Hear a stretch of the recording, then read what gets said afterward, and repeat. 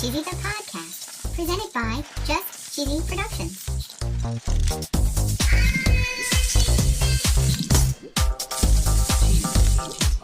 Hi there, I'm your host, Fondue.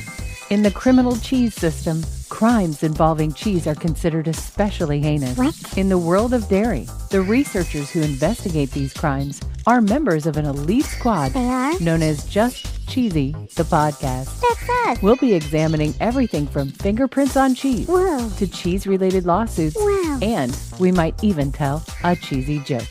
Dun, dun. Stay tuned for episode 77, Law and Cheese, on Just Cheesy, the podcast. In last week's episode, we talked a little bit about DNA in cheese. Yeah. In this week's episode, we're going to find out something very interesting about the police and cheese. Whoa. There's an article on Vice.com that talks about cheese slices and fingerprints. Whoa. In 2020, it was pretty popular to do something to cars called cheesing. Cheesing? In December of that year, 3 teenagers admitted to the Pennsylvania State Police that they covered cars with cheese. Oh, no. The police didn't say how they caught the suspects. Really? So when Carrollton Police Department was trying to find the person responsible for cheesing a car, they didn't have a confession, Oh. they didn't have a camera, Oh, no. and they didn't have an eyewitness. Whoa. But they did have some cheese fingerprints. Holy cow. The Carrollton PD posted on their Twitter page that they learn something new every day. Yeah. Covering cars and cheese slices is apparently the new trend in criminal mischief. Ooh. And 2, cheese slices produce great fingerprints. Yeah, they do. And they have a picture to prove it. Wow. I think we all remember the Florida woman who was suing Kraft for $5 million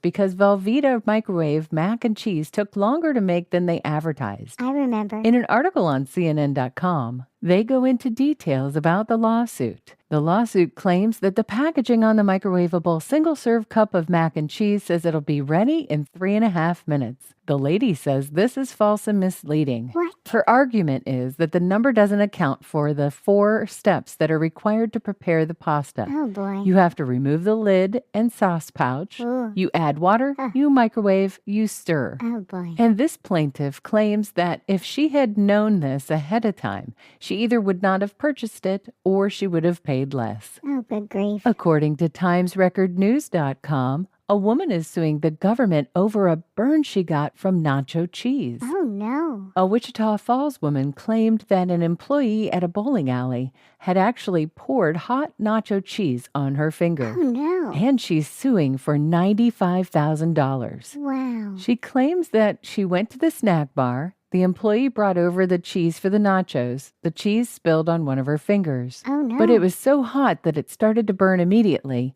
And the attendant wiped off the cheese with a rag, and the plaintiff's skin came off. Ew. Oh, no. Initially, she sought treatment at an emergency room where the Yeah. wound was cleaned and bandaged. Okay. But the wound worsened, Oh, no. and this required more trips to the doctor. Whoa. And unfortunately, the injury ultimately required surgery. Holy cow. And because she couldn't use her hand, she lost her employment. Aw. So she's suing for her injuries, damages, and losses in wages. Whoa, that's so bad. Thankfully, this next one isn't very serious, but Yeah. a judge ended up and dismissed this one. Okay. It was a $5 million lawsuit against McDonald's over a slice of cheese. Whoa. According to Boston25News.com, 2 people submitted a lawsuit for $5 million Wow. because they had ordered a quarter-pounder with cheese without cheese, and they were upset Oh, no. that they were charged full price for the quarter-pounder with cheese without cheese. Oh, boy. Ultimately, the judge in the case said the 2 individuals failed to prove that they were harmed by paying more for a quarter-pounder without cheese. Yeah. McDonald's and the quarter-pounder is not a sponsor, Nope. but if it was, the ad would go right here.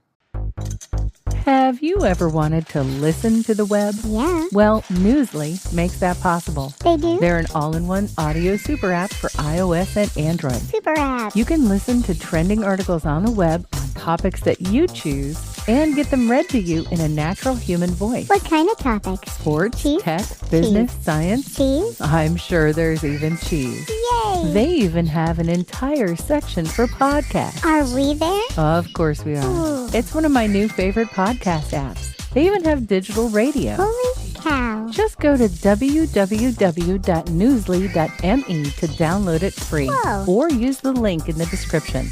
If you use the promo code CHEESY, that'll get you 1 month free premium subscription. Yay, Newsly. Now, back to the podcast. An effort known as Cooperatives Working Together operated a herd retirement program that was accused of being a conspiracy to reduce milk output, Oh, no. and that violated the law. Ooh. On a website called butterandcheeseclassaction.com, Wow. they talk about the class action suit, and it looks like the filing deadlines, the last possible deadline was in 2022. Oh. The lawsuit accused National Milk Producers Federation, Agrimark, Dairy Farmers of America, and Land O'Lakes. Oh, no. Currently, the website says the court has not decided who is right. Ugh. A while back in one of our episodes, we talked about this next lawsuit. According to GoLocalProv.com, the judge in a lawsuit claiming that TGI Fridays mozzarella stick snacks have no mozzarella can move forward. I remember. When we reported on this last time, we were able to find this particular bag of mozzarella sticks on Amazon. Yeah. We read the label and found that the mozzarella sticks didn't have any mozzarella, Right. but they had cheddar instead. Yeah. In December of 2022, on a website called lawanchor.com, in an article called Cheese Fraud Lawsuits Revealed,